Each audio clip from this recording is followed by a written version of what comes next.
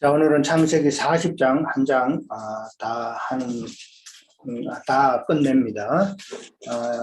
23절까지니까 한 두세 절. 자, 오자매님부터 먼저 시작하시죠. 읽으세요.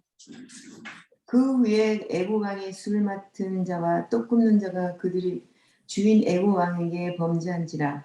바로가 그 두 관원장 곧 술 맡은 관원장과 떡 굽는 관원장에게 노하여 그들을 치위대장 집안에 있는 옥에 가두니 곧 요셉이 갇힌 곳이라. 치위대장이 요셉에게 그들을 수종들게 하매 요셉이 그들을 섬겼더라. 그들이 갇힌 지 여러 날이라. 옥에 갇힌 애굽 왕의 술 맡은 자와 떡 굽는 자 두 사람이 하룻밤에 꿈을 꾸니 각기 그 내용이 다르더라. 아침에 요셉이 들어가 보니 그들에게 근심의 빛이 있는지라. 요셉이 그 주인의 집에 자기와 함께 갇힌 바로의 신하들에게 묻되 어찌하여 오늘 당신들의 얼굴에 근심의 빛이 있나이까. 그들이 그에게 이르되 우리가 꿈을 꾸었으나 이를 해석할 자가 없도다. 요셉이 그들에게 이르되 당신은 하나님께 있지 아니하니까 청하건대 내게 이르소서.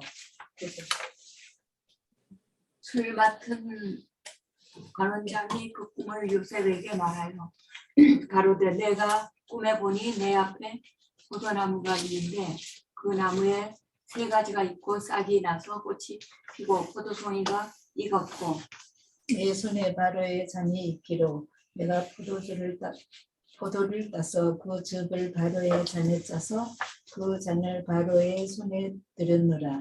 요셉이 그에게 이르되 그 해석이 이러하니 세 가지는 사흘이다. 지금부터 사흘 안에 바로가 당신의 머리를 들고 당신의 선집을 회복시키니 당신이 그 전에 술 맡은 자가 되었을 때 하던 것 같이 바로의 잔을 그의 손에 들이게 되리이다. 당신이 잘 드시거든 나를 생각하고 내게 은혜를 베풀어서 내 사정을 바로에게 하래요. 이 집에서 나를 건져주소서. 나는 히브리 땅에서 끌려온 자요. 여기서도 옥에 갇힌 일을 행치 아니하나이다. 떡 굽는 관원장이 그 해석의 길함을 보고 요셉에게 이르되 나도 꿈을 보니 준떡 세 광주가 내 머리에 있고 그 윗 광주리에 바로를 위하여 만든 각종 구운 식물들이 있는데 새들이 내 머리에 광주리에서 그걸 먹더라. 요셉이 대답하여 가로되 그 해석은 이러하니 세 광주리는 사흘이다. 지금부터 사흘 안에 바로가 당신의 머리를 끊고 당신을 나무에 달리니 새들이 당신의 고기를 뜯어 먹으리라 하더니 제3일은 바로의 생일이라. 바로가 그의 모든 신하를 위하여 잔치를 베풀 때에 술 맡은 관원장과 떡 굽는 관원장에게 그의 신하들 중에 머리를 들게 하니라. 바로의 술 맡은 관원장은 전직을 회복하며 그가 잔을 바로의 손에 받들어 드렸고 떡 굽는 관원장은 매달리니 요셉이 그들에게 해석함과 같이 되었으나 술 맡은 관원장이 요셉을 기억하지 못하고 그를 잊었더라. 자, 우리가 지금 이제 요셉의 그런 과정을 이제 쭉 지금 살펴보고 있어요. 자, 지난번 39장에서는 크게 어떤 내용이었었어요? 39장은 요셉이 옥에 갇히는 그러니까 옥에 갇히는 것 이전에 벌써 모함을 당하죠. 예, 그죠? 예, 모함을 당하는 그 사건이 먼저 나오고, 근데 그게 고난받는 거예요, 결국은.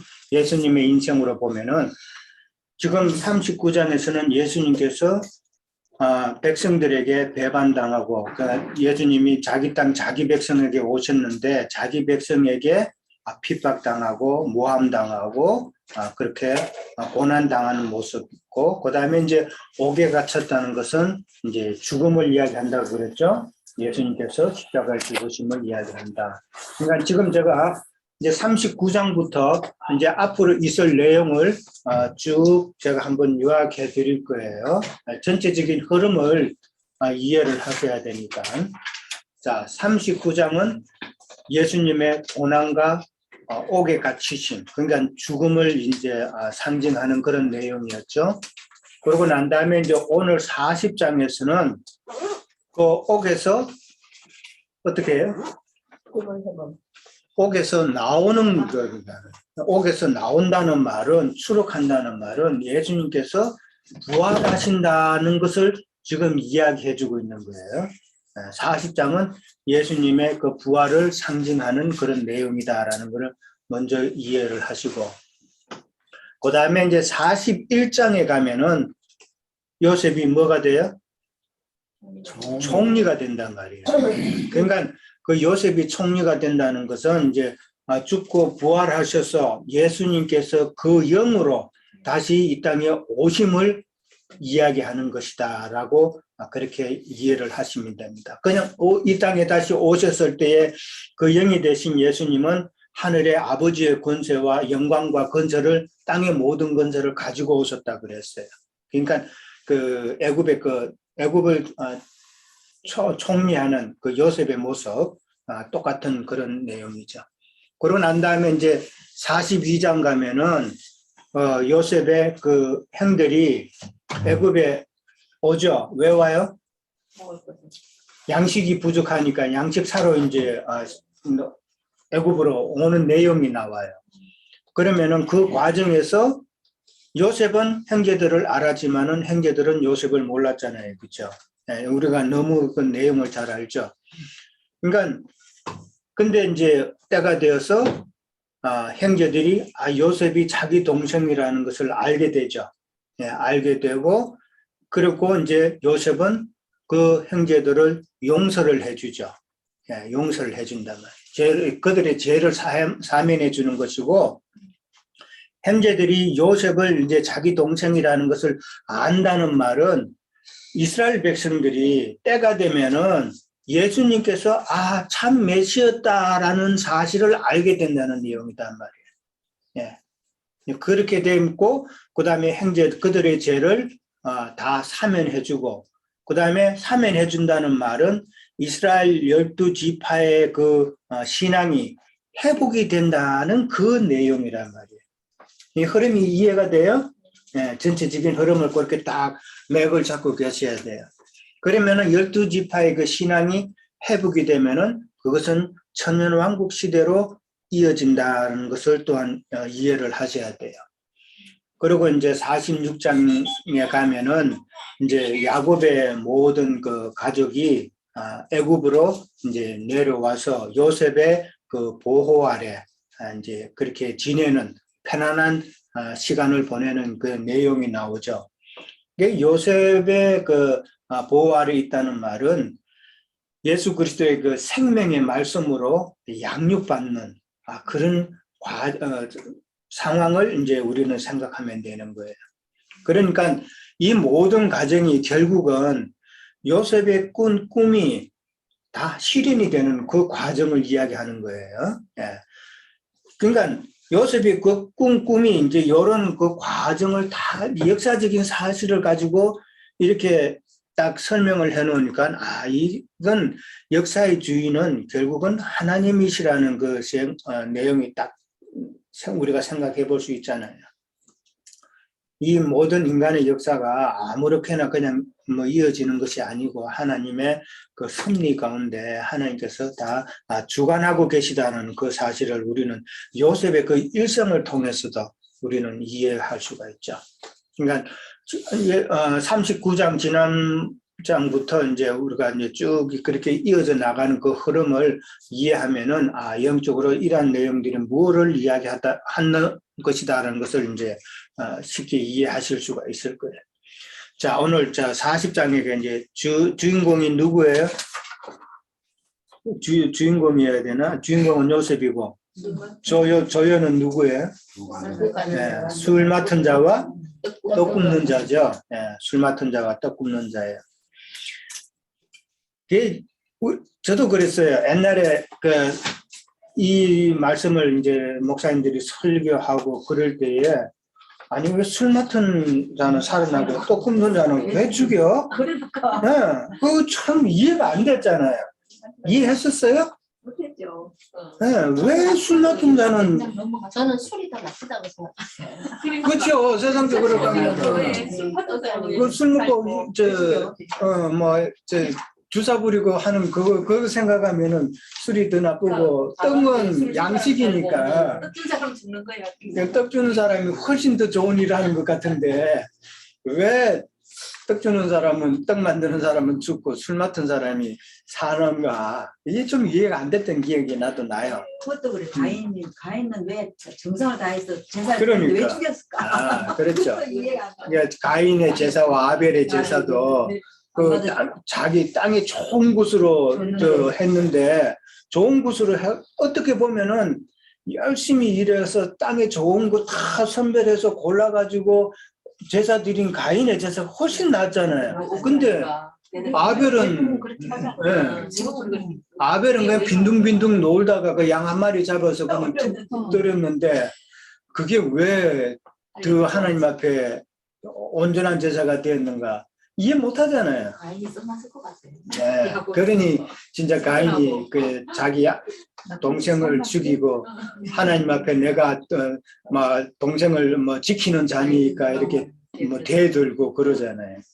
사실 성경은 그러니까 하나님의 비밀이기 때문에 문자적으로 이해하면은 참 이해가 안 되는 부분이 너무 많다. 그래서 우리는 성경을 어디까지나 영적으로 깨달아서 하나님 그 비밀이 사실 그건 꿈이라고 이야기했잖아요. 지금 꿈이잖아요. 꿈 그 자체가 하나님의 비밀이잖아요. 비밀. 하나님의 마음속에 숨겨진 비밀을 지금 꿈으로 나타내 준 거잖아요. 그러니까 요셉에게 그 꿈이 나타난 것은 요셉에 대한 하나님의 계획, 하나님의 비밀이 이제 요셉에게 꿈으로 나타난 것이잖아요. 그런 것으로 이해를 해야 돼. 그 꿈이라는 게 결국은 우리가 이 말씀을 상징하는 거예요. 그건 또 나중에 또 이야기가 나오니까 그렇게 이해를 하시고. 자, 그러면 술 가는 장과 떡 가는 장이 나왔어요. 어떤 자들을 예표할까? 자, 누구 한번 이야기해 보세요. 술 가는 장과 떡 가는 장은 어떤 자들을 지금 말하는 것일까?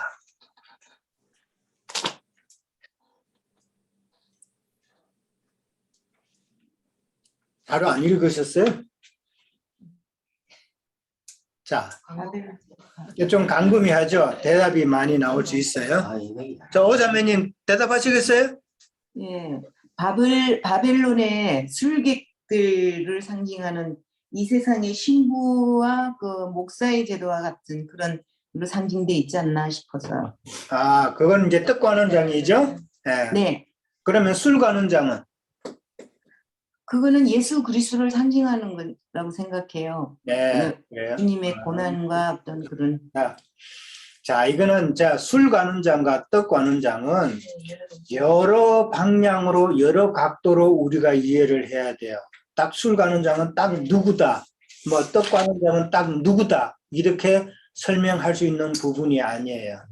그냥 성경을 이해할 때는 지난번에도 이야기했지만은 꼭 A는 B다 이런 식으로 딱 못 박으면 안 되는 부분이 참 많이 있습니다. A가 B가 될 수도 있고 C가 될 수도 있고 그 다음에 D가 될 수도 있다는 그 다양성을 우리는 이해를 하셔야 됩니다. 네, 그러니까 술 가는 장이라는 것은 나누어서 말하자면 어떻게 보면 영의 직분을 행하는 자, 영의 직분을 행하는 자를 술 가는 장으로 표시를 한다면은 그러면 떡 가는 장은 그 영의 직분에 대해 반대해서 율법을 행하는 자, 이런 자들을 상징하는 그런 표현도 되고, 그 다음에 또 다른 방향, 다른 면에서는 영에 있는 세 사람은 바로 술 가는 장으로 이해를 할 수 있고, 그 다음에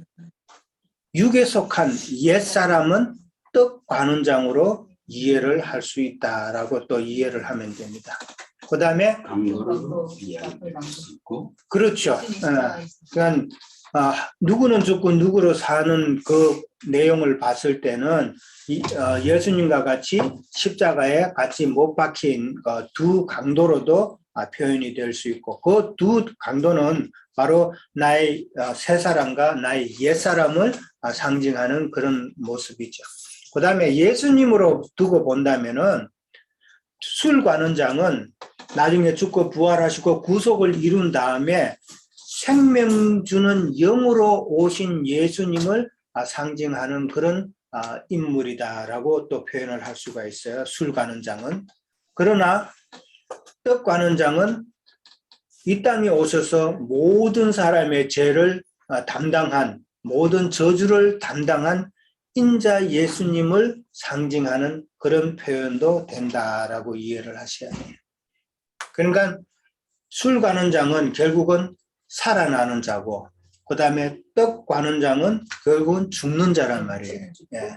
그러니까 살아나는 자는 누구냐면은 영의 직분을 행하고 영에 속한 새 사람은 살아나고 그 다음에 생명 주신 영으로 오신 예수님은 다시 살아나신 것이고 이것이 바로 술 관원장의 상징하는 그 캐러고리 안에 있다라고 보면 되고요.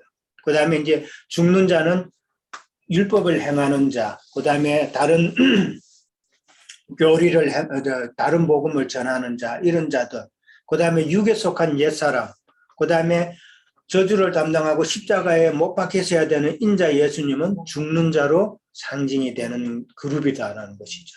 네. 그렇게 다양하게 술 관원장과 떡 관원장을 우리는 다양하게 이해를 하셔야 됩니다. 그러니까 떡이라는 거하고 그 다음에 그 술이라는 거는 성경에 참 많이 나오죠. 떡은 뭐를 상징하는 거예요? 말씀이죠. 네, 말씀이다. 참 떡은 주님으로 비유했을 때는 주님의 살이라 그러죠. 네. 그 다음에 참된 음료는 주님의 피라는 것이죠. 그러니까 참떡은 이제 말씀을 상징하는 것이고 참된 음료는 성령을 의미한단 말이에요. 그러니까 주님의 살 참떡은 예수 그리스도의 그 인성을 표현을 하는 것이고 참된 음료는 주님의 피는 예수 그리스도의 신성을 상징한다는 것이죠. 그러니까 우리는 예수 그리스도의 그 인성만 취해서도 안 되고 또 신성만 취해서도 안 되고 우리는 다 취해야 되죠. 떡과 포도주를 다 마셔야 된다. 지난주인가 저지난주인가 이제 포도주 우리가 마시면서 음식 먹은 적 있죠. 그 음식 먹을 때 포도주 한 잔 들어가니까 음식 넘어가는 게 어때요? 좀 순하고 소화가 잘 되는 그런 느낌 들지 않았어요? 그러니까 마찬가지로 우리도 하나님의 말씀을 그 살려주는 그 영으로 같이 먹어야 우리가 소화가 잘 된다.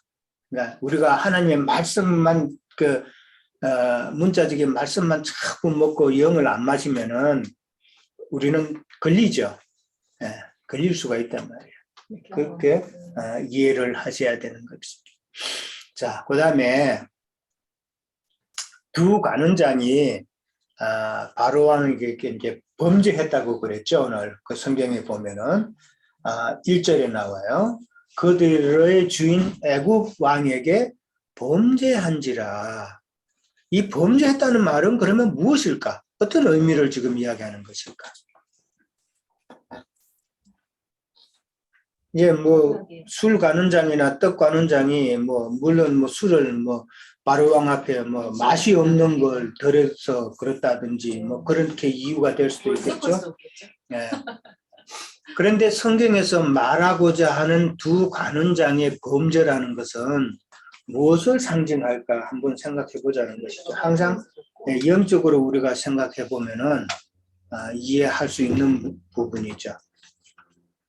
술 관원장은 그러니까 술이 맛이 없는 술을 올렸단 말이에요. 이게 맛이 없는 술인데 우리가 가나 혼인 잔치할 때 포도주가 먼저 나온 것보다도 예수님께서 물로 포도주를 만든 그 포도주하고 맛이 달랐죠. 네. 그거 생각하시면 되는 거예요. 그러니까 질이 떨어지는 거, 섞인 거, 이런 것을 바로 왕에게 줬기 때문에 맛이 없어서 이게 술 관원장이 이제 범죄했다라고 이렇게 표현이 될 수 있는 상황이잖아요. 그러면 그게 영적으로 뭐겠냐? 이게 다른 영으로 이게 성령이다 하면서 혼치게 하는 자들을 지금 상징하는 이야기단 말이에요. 네. 떡도 그러면 마찬가지죠.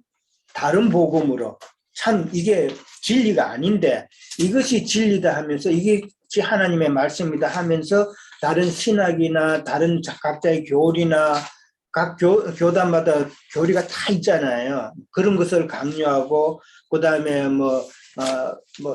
번영 신학이나 이런 것들을 다 이게 하나님의 말씀이다 하고 가르치는 자들이 이런 자들이 하나님 앞에 범죄한 자들이다 결국은.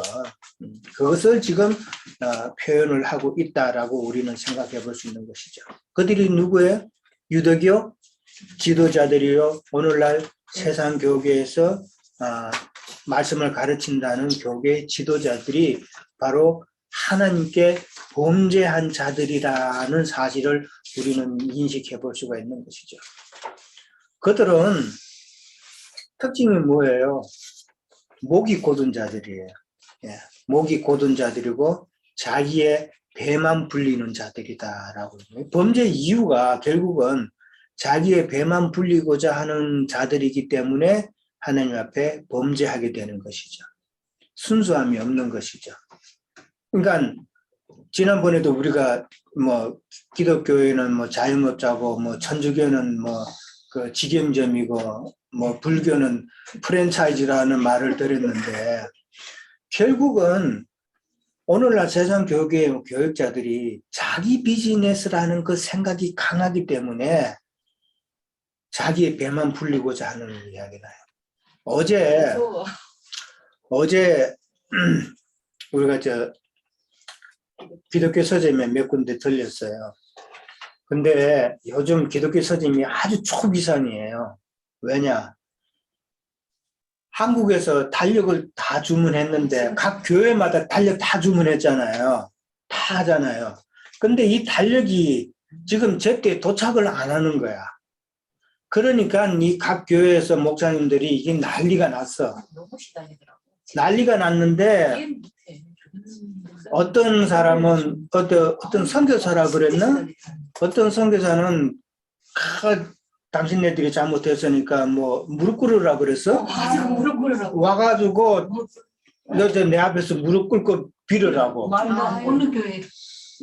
아니 이해를 해줘야지. 그러니까요. 어저께 봤는데 진짜 한 10분 이상 시달리더라고. 그렇게 마침 우리가 갔을 때 그 목사님 전화가 간다. 전화로 계속 따지는 거예요. 어떤 사람 안 들어. 사장님도 안 듣는 사람 치고도 안 들어요. 참 그게 그래서 참 목사님들이 참 하나님의 말씀을 강단에서 선포하면서 왜 저러나 그 이유는 다 자기 비즈니스이기 때문에 교회 손해난 자기 비즈니스이기 때문에 예. 공동묘지에 강원영 목사라고 유명한 사람인데 그 자기가 시내 나갔다가 차를 이제 자가용을 이제 오라 그랬어.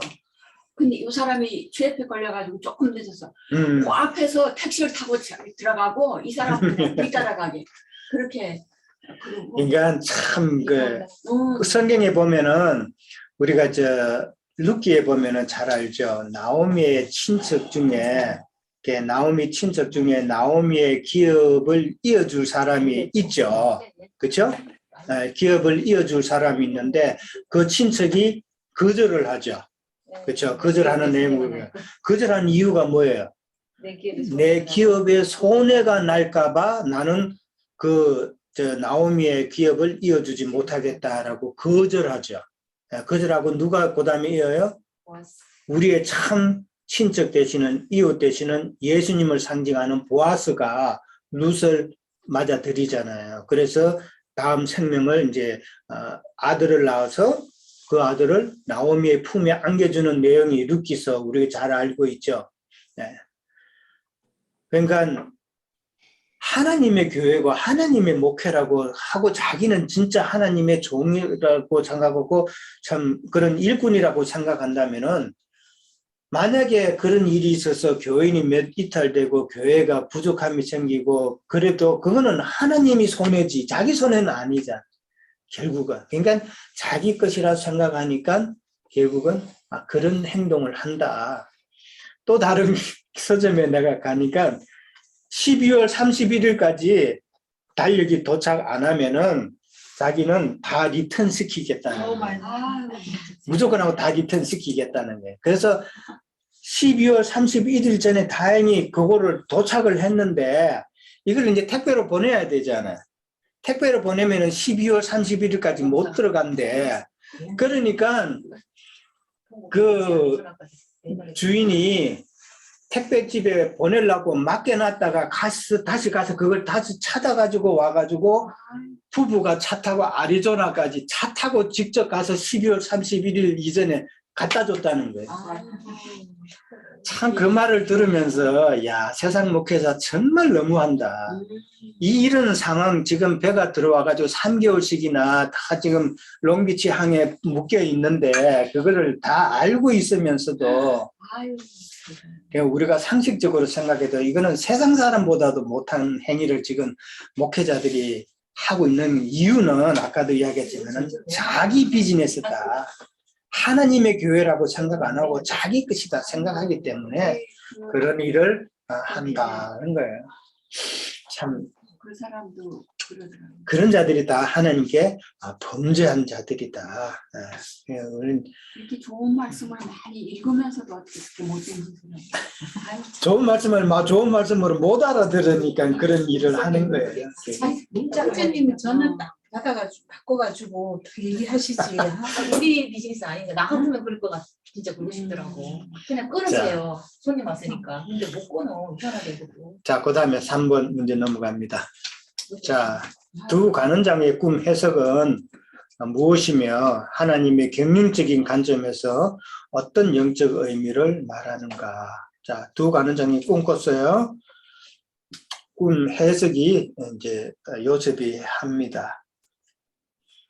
근데 이제 꿈이 이제 서로 다른데, 근데 두 간원장이 꿈을 꿨어요. 그 다음에 요셉도 꿈을 몇 번 꿨어요? 두 번 꿨어요. 두 번을 꿨고, 그 다음에 두 간원장이 또 꿈을 꿨어요. 그 다음에 나중에 41장에 가면은 바로 왕이 꿈을 꾸죠. 네, 근데 꿈을 한 번 꿔요, 두 번 꿔요? 두 번 꾼단 말이에요. 그럼 왜 두 번을 꿀까? 하시고자는 말씀 있으시죠? 이 두 번을 꾼다는 것은 그렇죠. 교회 시대와 천년왕국 시대의 두 시대를 예고하는 내용이다라는 것이죠. 네. 교회 시대에 대한 하나님의 비밀과 천년왕국 시대에 대한 하나님의 비밀을 말하고자 하기 위해서 두 꿈을 그렇게 주셨다 이해를 하시면 되고, 자, 술 간원장의 꿈은 뭐예요? 간단하게 요약하면은 뭐가 있어요? 성경 봐요. 성경에 뭐라고 있어요? 포도나무가 있었죠? 네, 포도나무가 있었고, 그런데 포도나무에 가지가 세 가지가 있단 말이에요. 포도나무에 가지가 세 가지만 있어요? 더 많을 수도 있죠. 네, 근데 세 가지가 있다고 그렇게 표현을 했어요. 그 다음에 그 가지에 싹이 나고 꽃이 나고 포도송이가 달렸다 그랬어요. 그리고 자기의 손에 바로의 잔이 있었다 그랬어요. 그래서 그 포도송이를 포도주를 만들어서 바로에게 드렸다라는 그 내용이었어요.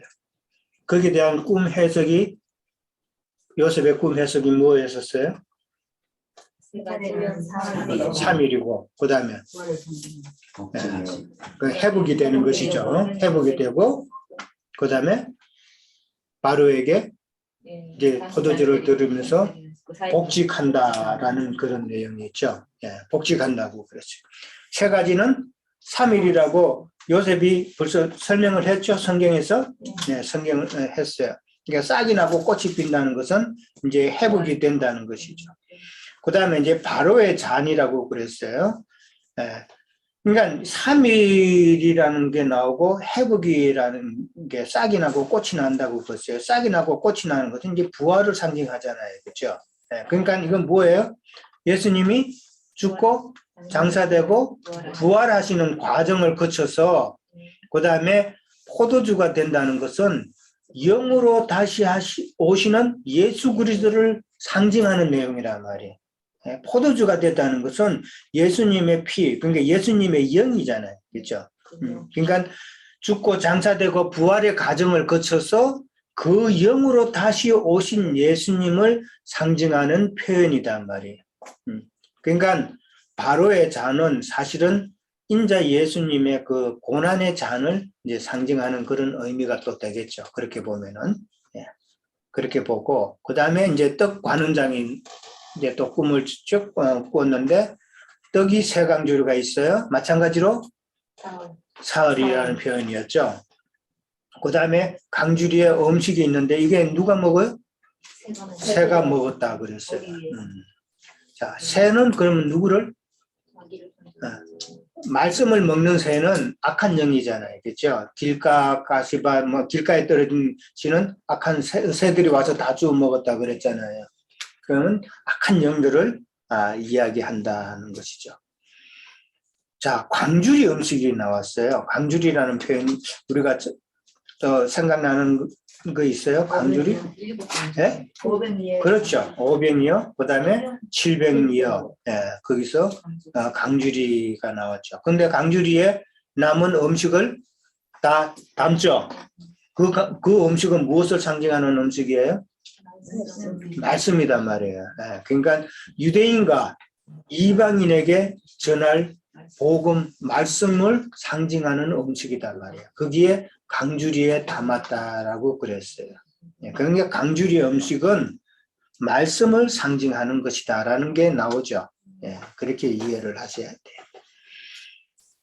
자, 그러니까 이 강주리가 있는데 강주리 음식을 이제 새들이 먹는다는 말은 결국은 저주받은 인자 예수님, 모든 죄를 짊어지신 인자 예수님께서 나중에 십자가에 못 박히시는 것을 상징하는 그런 예표의 표현이다라고 이해를 이제 하시면 되죠. 그거는 뭐 크게 어려운 건 아니니까 그렇게 이해를 하시면 되고. 그 다음에 이제 오늘 8절에 보면은 중요한 게 있어요. 해석은 누구한테 있다? 하나님한테 있다 그랬어요. 그러니까 요셉은 꿈을 주시는 자도 하나님이고 그 해석을 하시는 자도 하나님이라는 확고한 믿음이 있잖아요.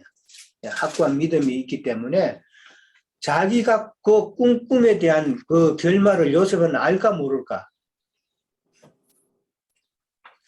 자기가 꿈이 어떻다는 것을 결말을 하나님께서 나를 어떻게 인도하실 거라는 그 꿈을 안다고 봐야 되죠. 자기가 꿈에 대한 하나님께서 어떻게 하실 것이라는 그걸 알고 있으니까 이 떡 굽는 간원장과 술 맡은 간원장의 꿈을 자신 있게 해석할 수가 있다는 것이죠.